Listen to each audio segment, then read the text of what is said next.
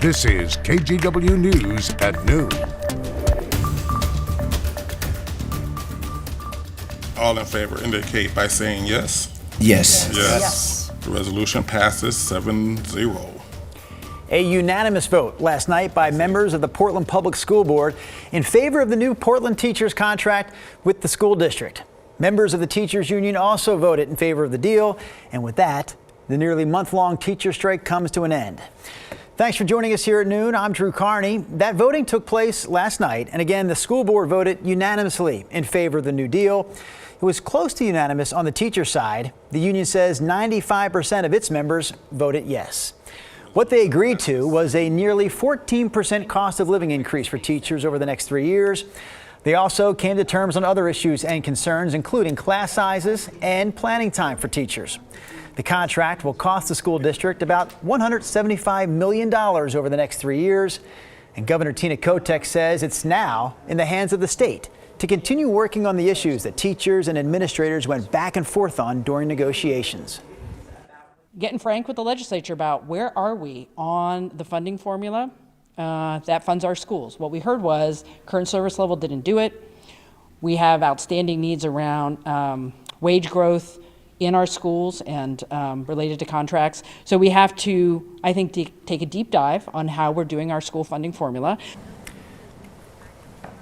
Oregon's governor also talked about creating an Office of Transparency within the Oregon Department of Education to make budget info that the state already has and collects more accessible and easier to understand. And there's one more thing to note here. The school board says the district will look at possible alternatives to students losing half their winter break next month to make up for some of this month's lost days.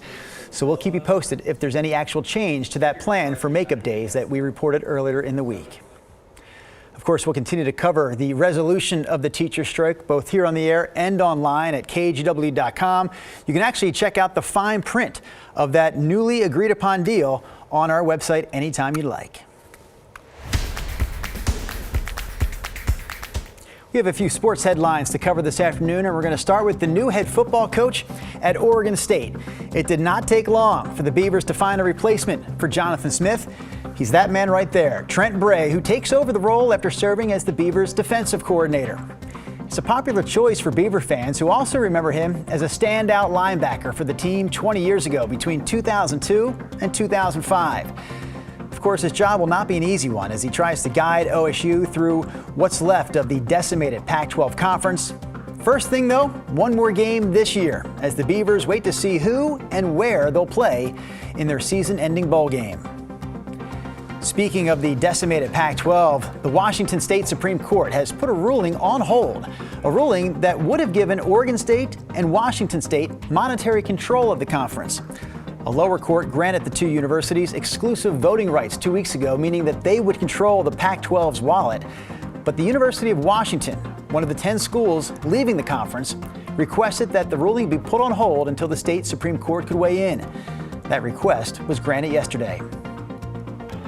And we're just 2 days away from the Pac-12 football championship in Las Vegas. It'll be the 5th-ranked Oregon Ducks facing undefeated and 3rd-ranked Washington on Friday night. The Ducks looking for revenge after a heartbreaking 3-point loss to the Huskies earlier this season. And we've got you covered in Vegas with that guy right there, the smiling Orlando Sanchez. Orlando is on his way to Vegas right now, and he's going to report for us starting tomorrow morning on The Sunrise Show. He is Mr. Cool, isn't he, Drew? Well, he's always smiling. Orlando. He must like his job, Rod. Always smiling, that Orlando is.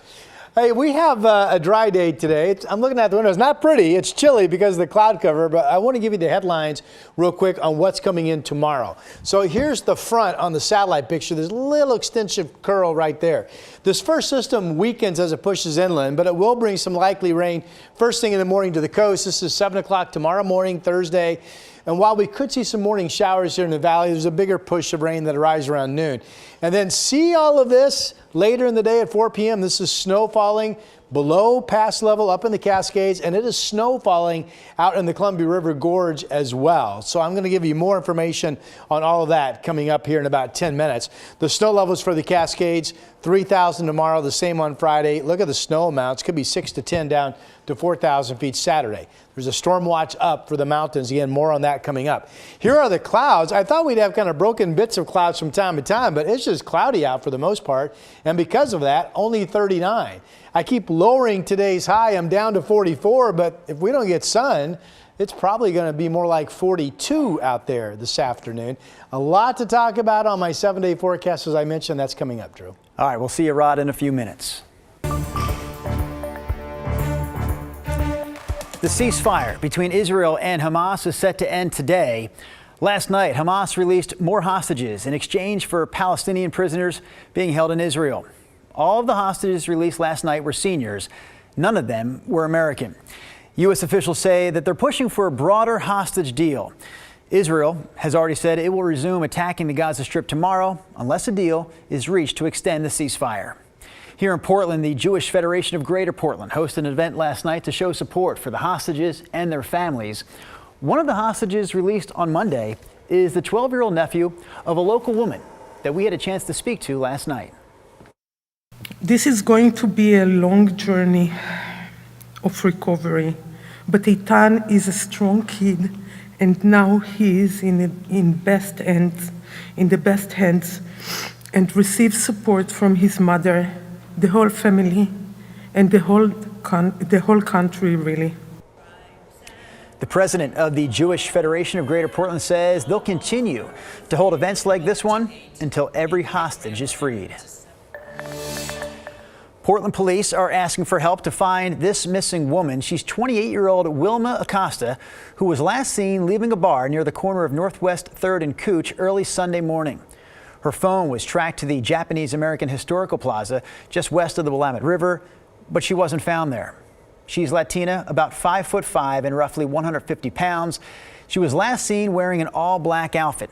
She also has several tattoos and piercings on her bottom lip. You should contact Portland police if you know anything about where Acosta is. We also want to give you an update on a homicide investigation that we covered on Monday out of Yamhill County. The sheriff's office has arrested a 19-year-old in connection with the shooting death of a 16-year-old. Deputies found a body on Northwest Russell Road in rural Yamhill County on Monday and immediately were on the lookout for a tan Chevy Tahoe. They found it yesterday in Cornelius and arrested 19-year-old Brendan Waco. More arrests are expected. Pacific Power, meanwhile, which was found liable for its role in the 2020 Labor Day wildfires, now wants the state to step in when it comes to future lawsuits. So you may remember back in June, a Multnomah County jury found Pacific Power's parent company, PacifiCorp, liable for some of the 2020 Labor Day wildfire damage.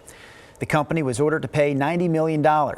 Now, attorneys for the company are asking the state to set a cap on liability because of what it's calling, quote, increasing risk of wildfires here in Oregon. The company argues that limiting liability will be good for customers in the long run who may end up footing the bill for court fees. But an attorney representing those customers says there is no guarantee that Oregon customers would ever be hit with court bills.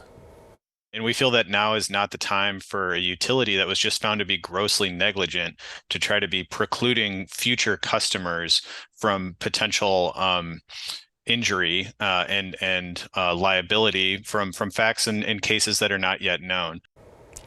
One other note to this story. At this point, Pacific Power has not requested a rate hike to cover the costs of litigation, but that option is still on the table. Well, with a full month still to go, 2023 is already one of Portland's worst when it comes to traffic-related deaths. And that's despite the fact that Portland Police reinstalled its traffic division back in May. So far this year, police have reported 66 traffic deaths. We had 68 last year, and that was the highest number recorded in Portland in decades. Police say there are a few things that contribute to those numbers, including alcohol and distracted driving. They worry that with the busy holiday travel season ahead, those numbers might increase.